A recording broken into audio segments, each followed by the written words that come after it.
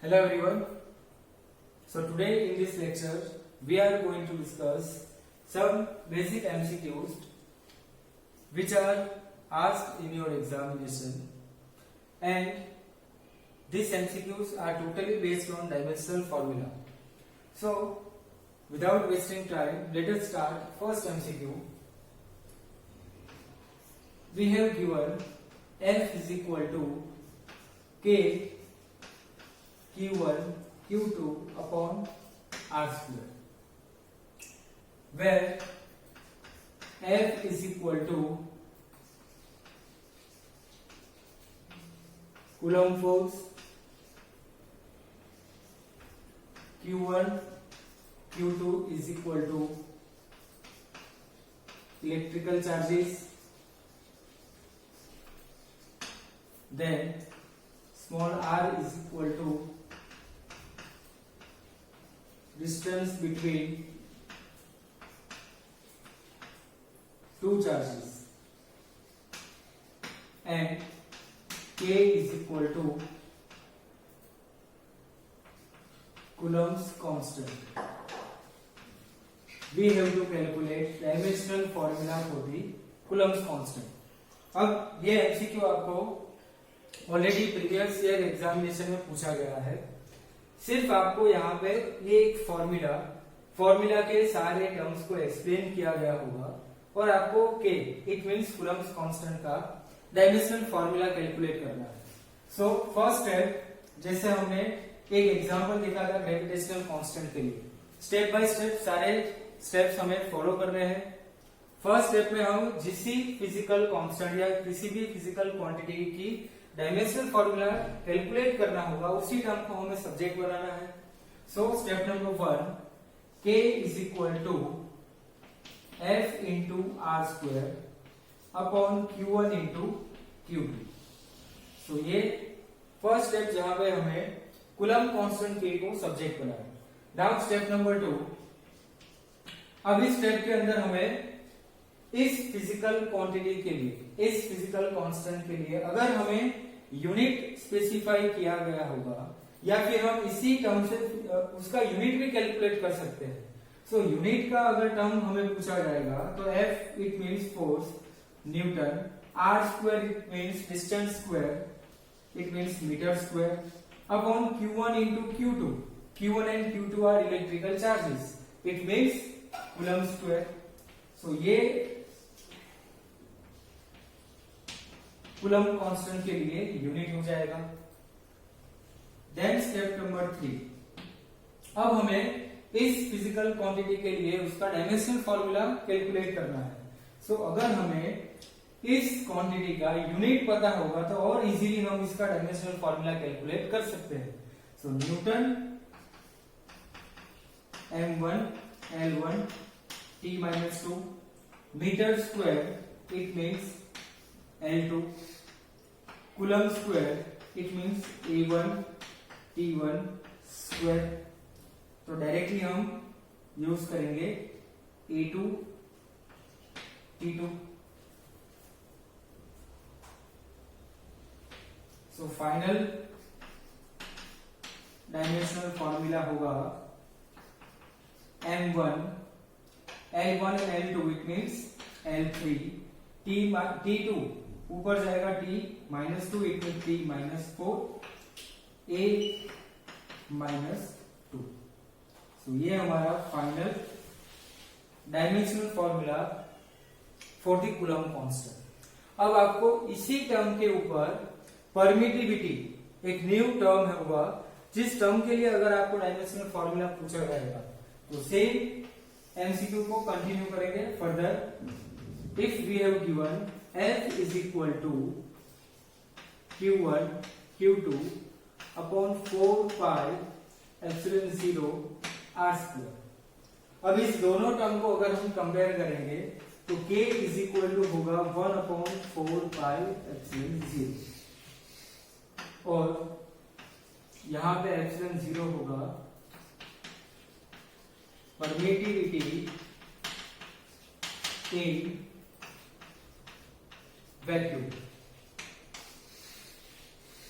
तो ये physical constant epsilon 0 permittivity in vacuum. Permittivity ये टर्म आपको 12th स्टैंडर्ड में फर्स्ट चैप्टर में जब हम इलेक्ट्रोस्टैटिक्स स्टार्ट करेंगे तब उसी चैप्टर में आपको ये टर्म भी आएगा परमिटिविटी। इसका सिंपली एक स्टेटमेंट के अंदर अगर आपको मैं इसका डिस्क्रिप्शन दूं तो हमारे पास ऐसा इलेक्ट्रिकल फोर्स होगा या फिर ऐसा कूलम्ब फोर्स होगा जो मीडियम के ऊपर डिपेंड करेगा। अगर हमने दो चार्ज को एक r डिस्टेंस पे r सेपरेशन के ऊपर रखा तब उन दोनों चार्ज के बीच में फोर्स होगा F is equal to K Q1 Q2 upon R square. But ये फोर्स डिपेंड करेगा कि ये दोनों चार्ज हमने वैक्यूम में प्लेस किए या फिर किसी डाइलेक्ट्रिक मीडियम में प्लेस किए। अगर हमने मीडियम चेंज किया तो मीडियम के साथ इस फोर्स के अंदर चेंजेस हो सकते हैं। तो इस फोर्स की वैल्यू का चेंज होना डिपेंड करेगा मीडियम के ऊपर।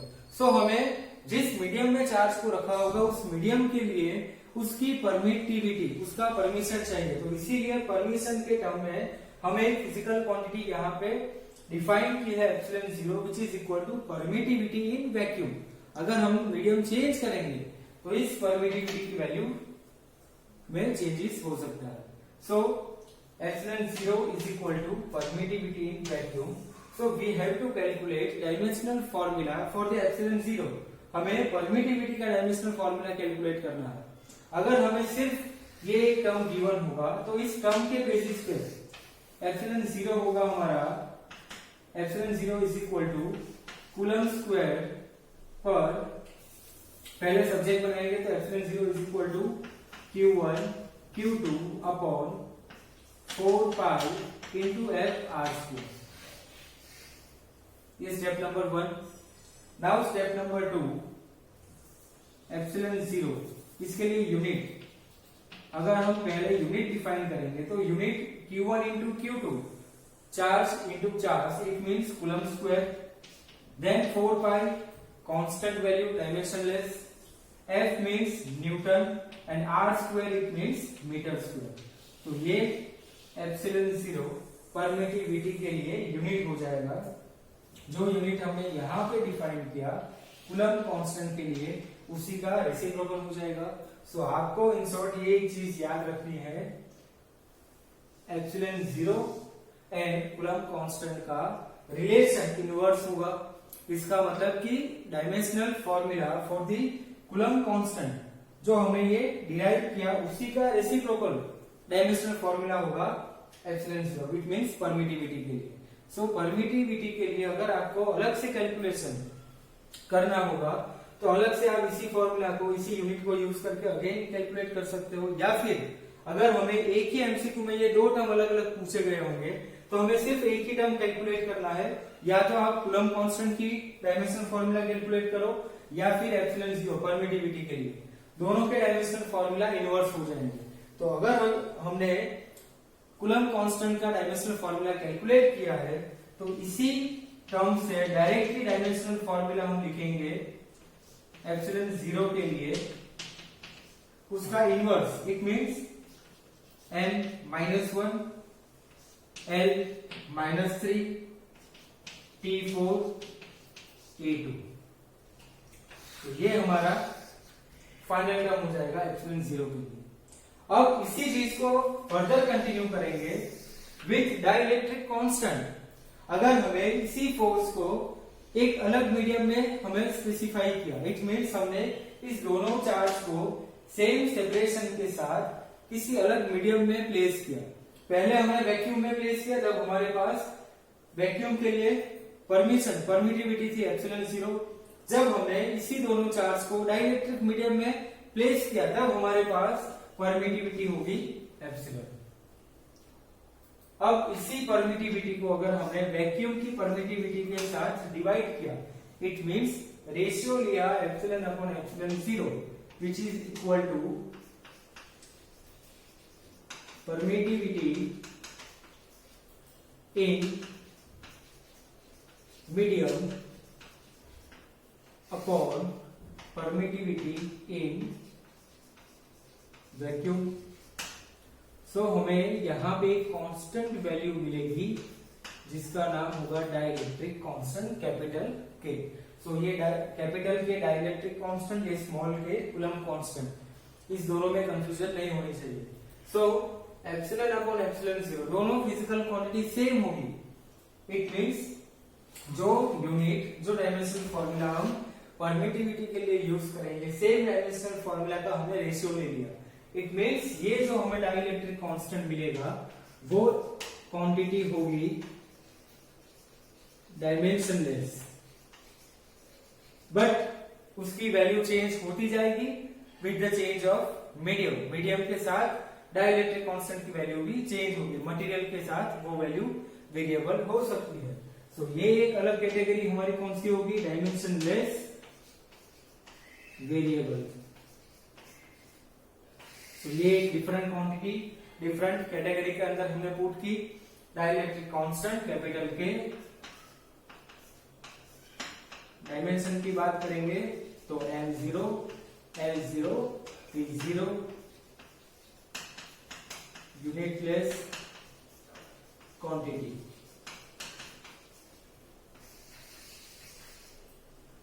सो इस टाइप के एमसीक्यू, एक एमसीक्यू के बेस पे, एक क्वेश्चन के बेस पे सेकंड, सेकंड के बेस पे थर्ड, थर्ड के बेस पे फोर्थ, तो एक ही क्वेश्चन के अलग अलग पार्ट हमें एमसीक्यू के फॉर्म में एग्जाम में पूछे जा सकते हैं। सो ये एक एमसीक्यू जिसके अंदर हमने 4 अलग एमसीक्यू सॉल्व किए। सेम फिजिकल क्वांटिटी को अगर हम कंटिन्यू करेंगे but in terms of magnetic field, अगर मैग्नेटिक फील्ड के टर्म्स में अगर हम इसको चेंज करेंगे तो मैग्नेटिक फील्ड के टर्म में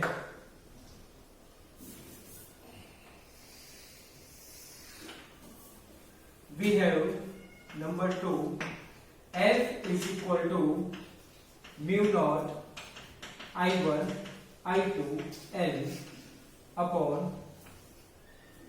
2 pi 1। अगर हमें ये एक फॉर्मूला गिवन होगा एग्जामिनेशन में और हमें पूछा जाएगा म्यू नॉट इस कांस्टेंट का डायमेंशनल फॉर्मूला कैलकुलेट करना है, तो सबसे पहले तो ये म्यू नॉट का मतलब क्या होगा। जैसे हमें इलेक्ट्रिकल टर्म में परमिटिविटी को डिफाइन किया, सिमिलरली मैग्नेटिक टर्म में हम परमिएबिलिटी का एक टर्म डिफाइन करेंगे। Permeability same meaning, same concept. Permeability मतलब कि एक वैक्यूम के अंदर एक ऐसा मीडियम जिसके अंदर मैग्नेटिक फोर्स के लिए ये परमिशन का काम करेगा। Mu naught permeability in vacuum. Similarly अगर हमने मीडियम चेंज किया तो ये परमिएबिलिटी की वैल्यू भी चेंज होगी। सो सेम टाइप का कंसेप्ट, बट ये कंसेप्ट इलेक्ट्रिकल टर्म में था, ये पूरा कंसेप्ट मैग्नेटिक टर्म में होगा। So mu not is equal to F into 2 pi by upon I1 I2 into L, ये भी एक टर्म होगा। सो अब इस टर्म के अंदर हमारे पास कौन सी नॉन क्वांटिटीज होगी। सो F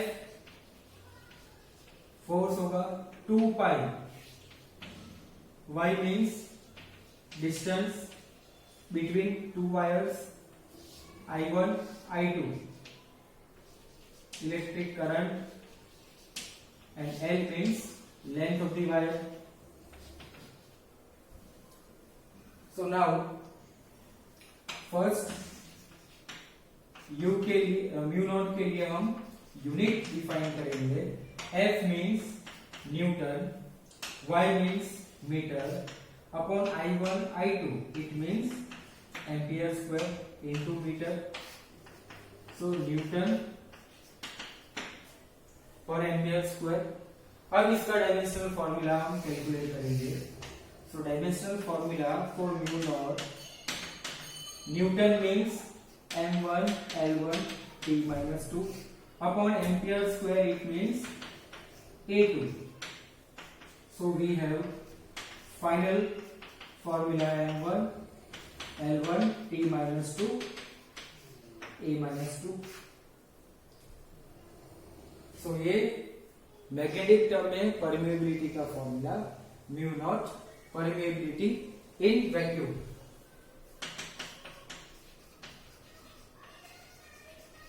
permeability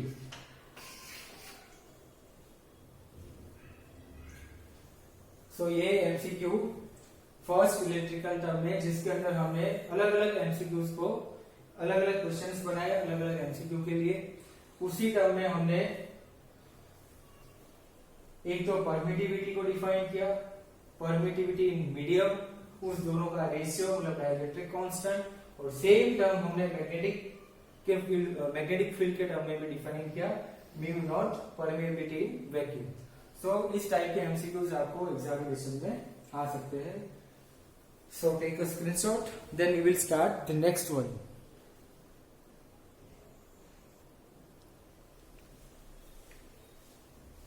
So now the next one, MCQ number 3. Taking velocity, time and force as the fundamental quantities, find the dimension of mass. अब हमें पता है 7 बेस क्वांटिटीज, जिसके अंदर हमने m, l, t, then intensity, temperature, current and amount of substance, ये 7 base quantities है।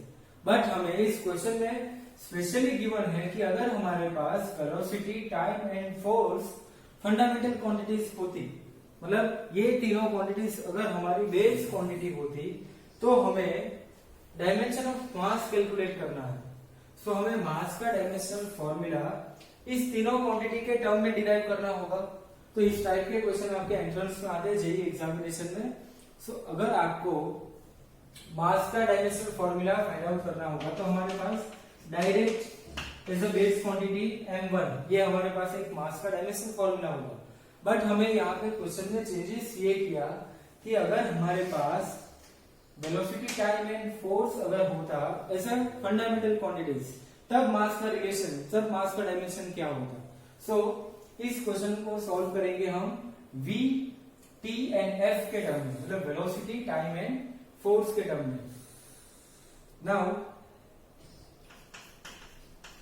we have force is equal to mass into acceleration। हमें मास का डायमेंशन फॉर्मूला कैलकुलेट करना है।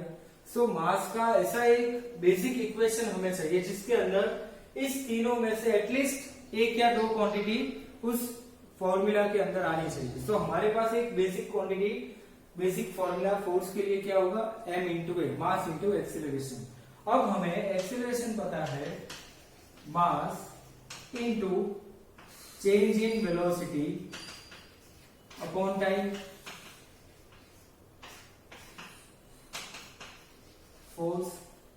सो अगर हमारे पास एक ऐसा बेसिक फॉर्मूला होगा जिसके अंदर हम मास को कवर करेंगे, उसके साथ जो हमें ये बेस क्वांटिटी गिवन है उस बेस क्वांटिटी को भी कवर करेंगे, तब हमें डायरेक्टली मास का रिलेशन मिलेगा। तो यहाँ पे हम देखेंगे तो F, फोर्स, तो यहाँ पे इज द फंडामेंटल क्वांटिटी हमें गिवन है, वेलोसिटी ये भी फंडामेंटल क्वांटिटी, टाइम ये भी फंडामेंटल क्वांटिटी, और डायमेंशन जो हमें फाइंड आउट करना है ये होगा मास। तो इस फॉर्मूला के अंदर हमारे पास चारों क्वांटिटी का रिलेशन होगा।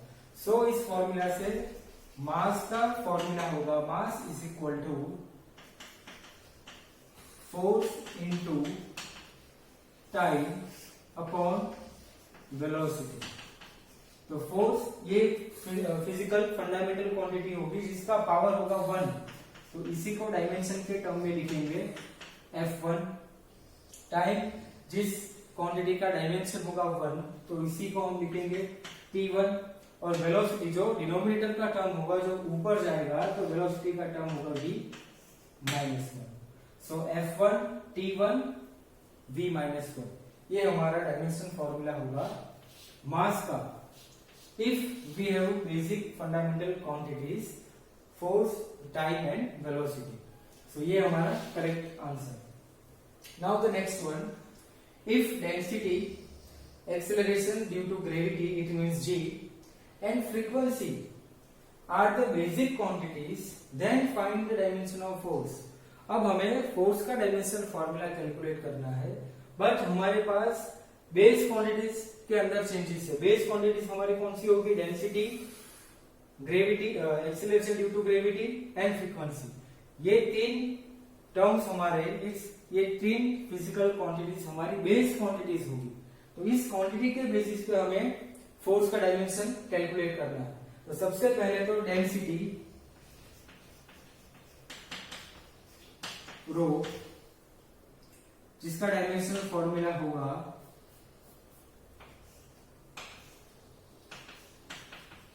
m1 L-3 density is equal to mass upon volume. So mass upon volume, volume means meter cube. So L-3. Then acceleration due to gravity.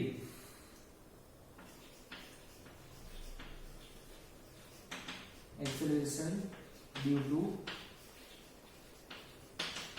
gravity g.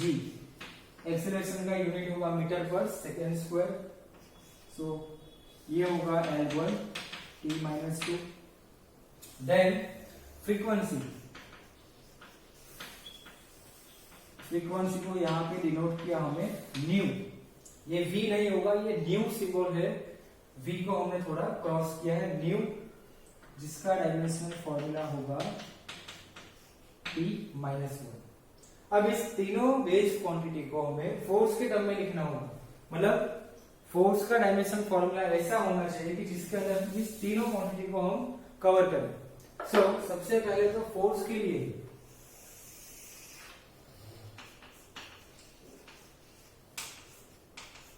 Force का जो हमारा बेसिक डायमेंशन फॉर्मूला होगा m1 L1 t-2. सो इसी term को अगर हम change करेंगे, density rho m1 L-3. अगर हम इसमें से m को चेंज करेंगे तो m जिसका डायमेंशनल फॉर्मूला डेंसिटी के टर्म में क्या होगा रो L3. सिर्फ हमने यहाँ पे मास को सब्जेक्ट बनाया, m1 को, इस फिजिकल क्वांटिटी को. L-3 नीचे जाएगा, जो न्यूमरेटर में जाके L+3 होगा. सो मास का इंटर कन्वर्जन विथ डेंसिटी, ये एक चेंजेस हमने किया. सेकेंड वन g के लिए हमारे पास L1 t-2 ये डायमेंशनल फॉर्मूला होगा. तो अगर हम L1 को चेंज करेंगे तो L का डायमेंशनल फॉर्मूला होगा g t2. ये हमने सेकेंड चेंजेस किया. Now third one frequency new t-3. अगर हम यहां से t को चेंज करेंगे तो t का डायमेंशनल फॉर्मूला, टाइम का डायमेंशनल फॉर्मूला होगा न्यू -1. ये हमारा थर्ड चेंज. टाइम को फ्रीक्वेंसी के टर्म में लिखा, देन लेंथ को ग्रेविटी एंड टाइम के टर्म में लिखा, देन मास को लिखा डेंसिटी एंड लेंथ के टर्म में. अब हमें जो फाइनल फॉर्मूला, फाइनल डायमेंशन चाहिए वो फोर्स का, जिसके अंदर हम m-L-T को यूज करेंगे. बट हमारा फाइनल आंसर इस तीन बेसिक क्वांटिटी के टर्म में आना चाहिए, density, G gravity and nu frequency. अब यहां से और एक चेंजेस हम क्या कर सकते हैं, बिकॉज यहाँ पे हमें मास का जो टर्म दिया है, मास का टर्म लेंथ के टर्म में भी गिवन है, बट हमारा फाइनल आंसर सिर्फ जी रो एंड न्यू के टर्म में आना चाहिए. तो अगेन हमारे पास L³ होगा, यहाँ पे t⁻², ये भी टर्म होगा. तो सबसे पहले हम इसको चेंज करेंगे L का, और एक चेंज G t2, t का पावर 1. मतलब t को अगर हमने फ्रीक्वेंसी के टर्म में डिनोट किया न्यू -1, तो यहाँ पे t2 होगा, तो ये हो जाएगा न्यू -2. L का ये हमारा फाइनल टर्म होगा. इसी L को अगर हम यहाँ पे मास के टर्म में पुट करेंगे तो मास का एक नया dimensional formula in terms of rho and L³. So G3 nu -6. अब हमारे पास जो फाइनल चेंजेस मिलेंगे, टाइम का फाइनल टर्म होगा फ्रीक्वेंसी के टर्म में, लेंथ का final term G and frequency के टर्म में, मास का final conversion density, gravitational acceleration and frequency के टर्म में. अब हमने MLT को टोटली इस 3 बेसिक क्वांटिटीज में कन्वर्ट कर दिया। अब इस तीनों क्वांटिटी का कन्वर्जन हम हमारे बेस फॉर्मूला में अप्लाई करेंगे। So now force M1 L1 T minus 2 which is equal to M1. So M1 it means rho G3 nu minus 6. L1 L means G nu minus 2. T minus 2 it means nu minus 1 minus 2. तो minus minus plus, तो ये term होगा new 2। अब हमारे पास जो final term बचेगा dimensional formula के लिए, डेंसिटी का एक सिंगल टर्म रो G3 इंटू ये G रेज़ टू 1, सो ये होगा G4 new minus 6, new minus 2 new plus 2 cancel, so new minus 6। ये हमारा final dimensional formula for the force in terms of density, gravitational acceleration and frequency. अगर ये answer आपका correct होगा कि नहीं, अगर आपको ये चीज में डाउट होगा, तब आप इसी क्वांटिटी को फर्दर यूनिट के टर्म में सॉल्व करोगे और सेम यूनिट इन दोनों का आना चाहिए। मतलब फोर्स का यूनिट हमें पता है kilogram metre per second square. अगर हमें इसको अगेन सॉल्व किया, rho means density kilogram per metre cube into G raise to 4 metre per second square का power 4, it means metre raise to 4 second square का raise to 4 है, it means second raise to 8 into frequency raise to minus 6। Frequency it means time period 1/T। So यहां पे होगा second raise to 6। अब इसको हम solve करेंगे तो किलोग्राम यहां से ये कट हो गया, तो kilogram metre S 8 second raise to 8 second raise to 6, तो यहां पे बचेगा सेकेंड स्क्वायर। तो ये भी डायमेंशन, ये भी यूनिट से, ये भी यूनिट से, इट मीन्स हमारा फोर्स का dimension rho means density, acceleration and frequency के टर्म में सही होगा। तो इसी तरह हम इसको दोनों साइड चेक कर सकते हैं बाय यूजिंग यूनिट्स। सो ये एमसीक्यूज हमारे जेईई मेन एग्जामिनेशन में पूछे गए थे और इसी टाइप के फर्दर एग्जांपल्स हम स्टार्ट करेंगे। बट इससे पहले अब न्यू टॉपिक हमारा होगा एप्लीकेशन ऑफ डायमेंशनल फॉर्मूला और we can say dimensional analysis.